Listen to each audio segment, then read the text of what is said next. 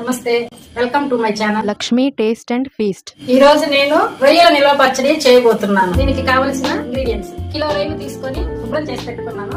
Tea spoon ఉప్పు, పావు tea spoon పసుపు వేసి దానిలో ఉన్న నీరంతా పోయే వరకు ఉడికించి పక్కన పెట్టుకున్నాను. మసాలా తయారు చేసుకోవడానికి 2 టేబుల్ స్పూన్ ధనియాలు, కొంచెం దాల్చిన చెక్క, 4 లవంగాలు, 2 యాలకులు, వీటన్నిటిని ఓరగా వేయించుకొని పొడి చేసి పెట్టుకోవాలి.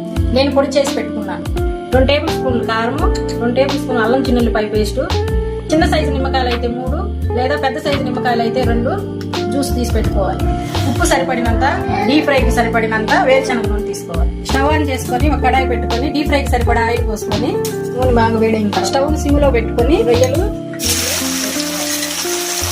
అడుగు అంటుకోకుండా గరిటెతో తిప్పుకుంటూ గోల్డెన్ బ్రౌన్ కలర్ వచ్చేంత వరకు డీప్ ఫ్రై చేసుకోవాలి. అల్లం చిన్నుల్లిపాయ పేస్టు 2 టేబుల్ స్పూన్ వేసుకోవాలి.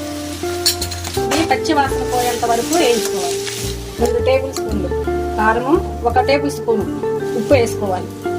మనం వేయించి పొడి చేసి పెట్టుకున్న మసాలా 1 టేబుల్ స్పూన్. ఇది చల్లారిన తర్వాత నిమ్మరసం కలుపుకోవాలి.